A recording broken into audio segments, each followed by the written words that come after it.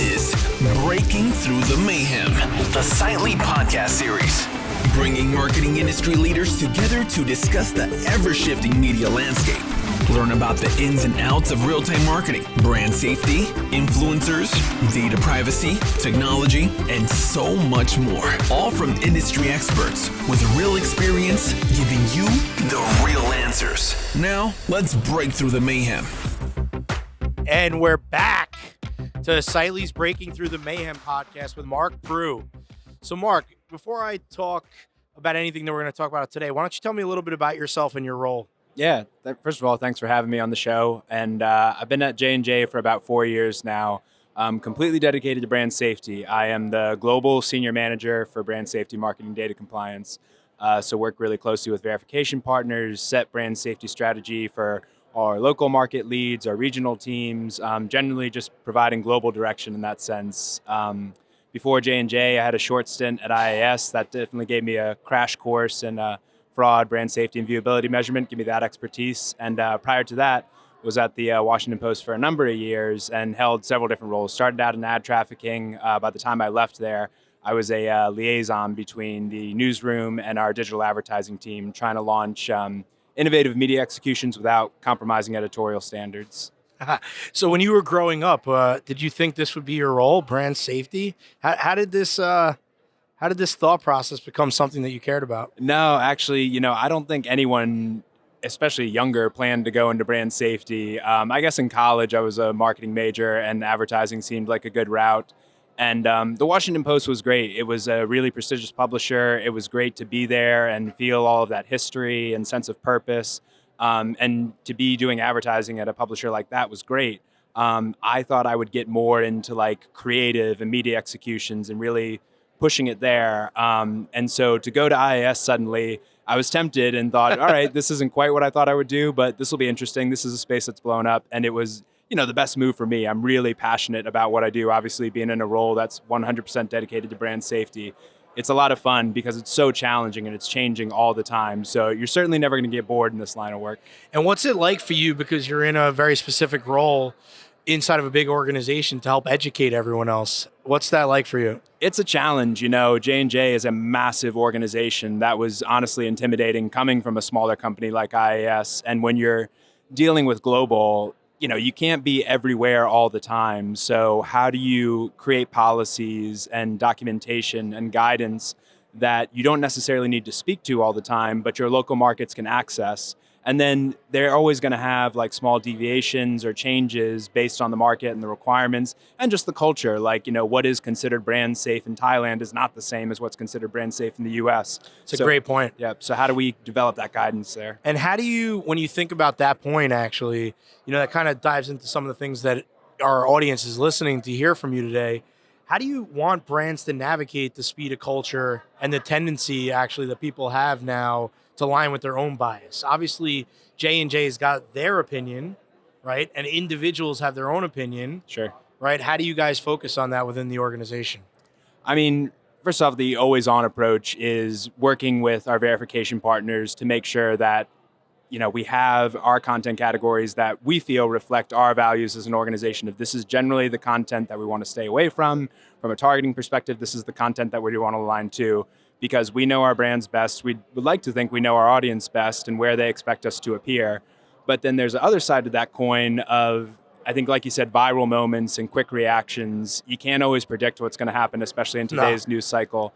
So we worked really hard to develop a process at J&J to make sure that we can quickly yet thoughtfully respond to those moments where everyone feels that they have input, they know what our direction is, and that we're making a decision quickly and issuing that guidance. Because in viral moments, you might only have a couple of hours to make a decision. And those decisions are, do we pause? Do we stay away from a certain channel and optimize out of it? Do we add certain keywords to our list for a while, which isn't always, it's kind of a blunt instrument, but sometimes it's necessary. And those kinds of decisions, we want to make sure everyone knows what we're doing, that everyone's on the same page. Because obviously if the decision goes not perfectly, right, you want to be protected that you guys all believed in what you guys were doing.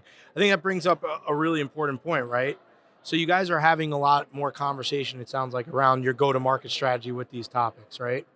When you enter the conversation yourself, you're obviously coming at it from one vantage point, right? But everyone else in the organization is looking at different goals and different KPIs.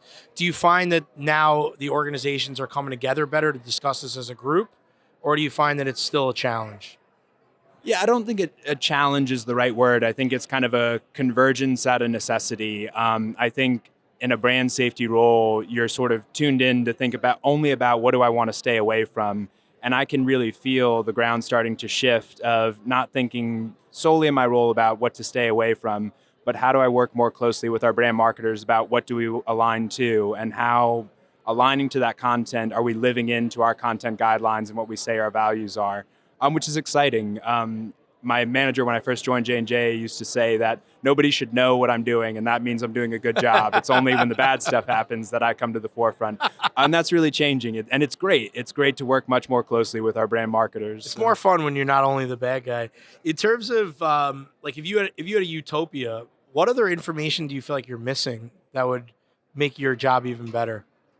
You know, it is helpful, and on the one hand, you want to make sure that you're taking your own stance as a company and doing what you think it's right, but it's helpful to know what other advertisers in the space are doing. And I think that's what's great about brand safety is you don't have to be so competitive with each other, especially with news events. It's helpful to understand other brands and how they view the issue and how they're approaching it. So all the forums that exist today, GARM, ANA meetings where you can talk about how do you react to these events. I mean, that's really helpful to understand how other brands feeling about this, what actions are they taking, and as quickly as we can get that information, that's just great food for thought to inform our own approach. It's very interesting, but do you think ultimately, you're saying it's not competitive, right? But don't you think speed creates competitiveness today, though? Like when you think about culture, right, how fast does it move?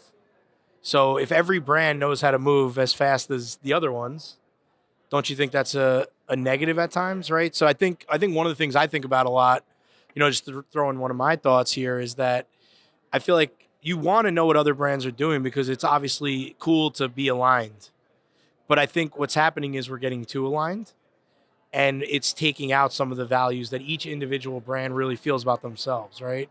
And I think what ends up happening sometimes is then you're all running at the same speed. So I think when you're a brand like J&J, obviously you guys are huge, you want to win, right? Also, so how do you think about, and I'm not talking about media buying, I'm talking about how do you think about winning in today's culture if we're all going to run after the same exact thing, right? So I think it's a pretty critical thing that I've been thinking about. So what data do you think would help with that, right? Like ultimately, if you had utopia, you were an entrepreneur, you were creating your own data source, what kind of data do you think is missing? Do you think we're missing bias data? Are we missing, right, looking at information correctly? Are we missing the ability to focus on different news sources in different ways? Like, what would you say is a challenge out there? I think, first of all, to kind of address your point on competitiveness, I mean, it's a great point, and maybe I'm being a little too kumbaya when I talk about, it's good for everybody. As I mentioned, there's two sides of the coin. One, you got to do what's right for your brand and reflect your values, but it's just helpful to have that context of what other brands doing. But it might not be possible to really have it all. I guess what I ideally want, that would be it. And second, in terms of tools, I guess I mentioned that always-on approach of ad verification and setting our content categories. What I would like to see develop more in the space is sentiment and understanding, like, how does this content reflect our values, and more in real time. Like, I think often we're looking post-bid and looking at the reporting, seeing what was this content about? Does this reflect our settings? Does this reflect our values? And it's almost impossible sometimes to, really make sure that those settings are tuned to like a real-time event, like something as huge as like the January 6th riots. I mean, something like that was unpredictable, and I don't think anyone had their brand safety settings tuned to that. So how could technology be that much better so that in real time you already know that you're going to be aligned to the content that reflects I think your there's values? a way to do it. Obviously, selfishly, I think we're working hard on that at our company, but it's hard, right? But you bring up a couple of points that I keep going at here, right? Like, because when you think about it, the size of a moment obviously creates more scale, creates more inventory, as we all discussed, but ultimately it also creates more risk, but then it also creates potentially better ROI.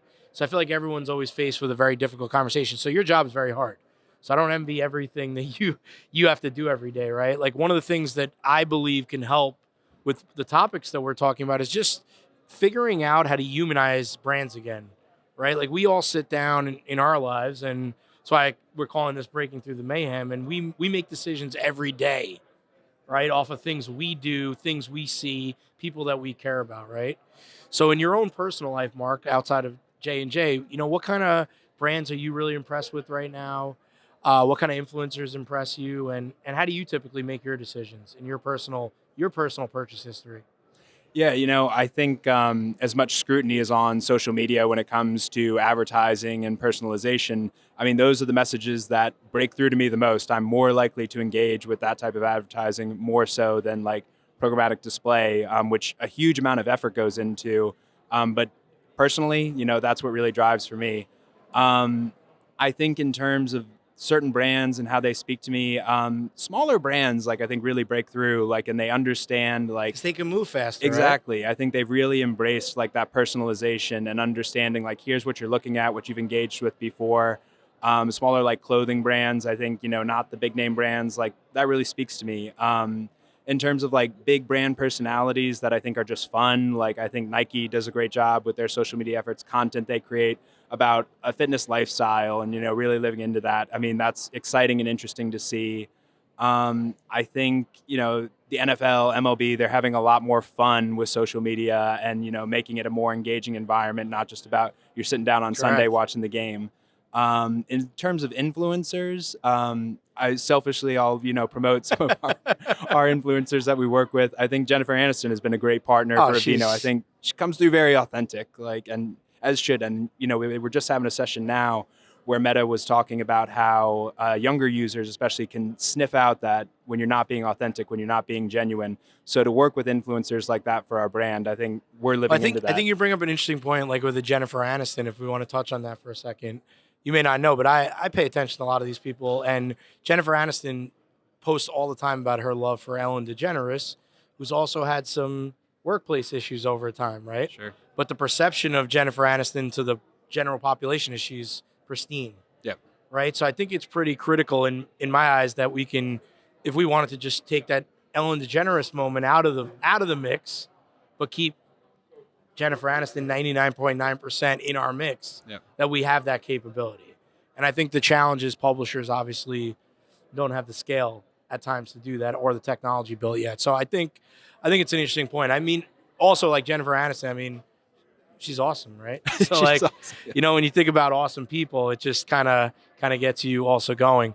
In terms of like the last question I'll leave you with, Mark, and I'm sorry, this is a challenging one, right? I mean, how do you feel personally about brands committing to things and then they don't want to stick to the course because it's not driving ROI? Where do you personally draw the line, and how do you feel about that?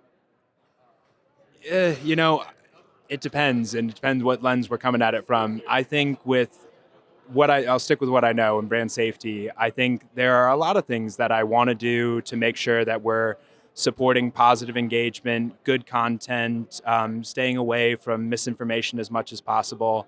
And some of those tools, some of those actions, the question is, how do you demonstrate ROI? And that's a tough question to answer. And it's not so much that I feel, oh, this will definitely, increase our ROI by X percent. It just feels like the right thing to do.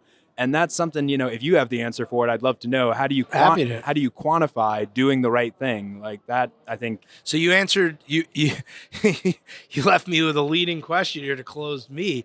I mean, ultimately, I think consistency and authenticity is what people look for, right?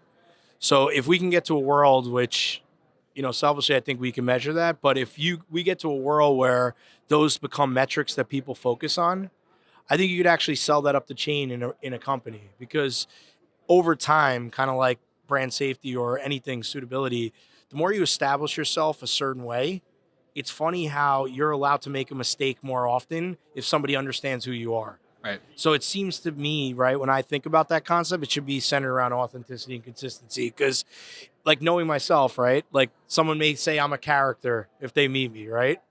So if I say something that's not perfect, I get a pass more because I'm a character to them already, right? Or if you're already a good person to somebody, you make a mistake, you get a pass. So I think over time, consistency and authenticity are the right metrics that I think will prove the course, right? And then when you look at ROI, How can we say that that's not going to come from those two metrics? When you look at what you just said with Jennifer Aniston, because of the way she is, that's who you partner with. Right. What do you like about her? She's consistent and she's authentic. So I think ultimately we need to get to a place where we can prove those things. Thank you so much for joining me here on Breaking Through the Mayhem. I hope to have you back as we become cooler. And now that I had you on, I think we're going to go viral. Yeah. So I feel pretty good about this. This was fun. Thanks for having me. Thank you. Hi, I'm Joe, one of the producers for Sightly's Breaking Through the Mayhem podcast. We want to thank you so much for listening to the show. If you want to learn more about the guests we had on today, we included additional information about them in the show notes. Finally, if you'd like to be on the podcast, or if you know someone that would make a great fit, you can fill out the form at sightly.com/podcast. We hope you have a great day.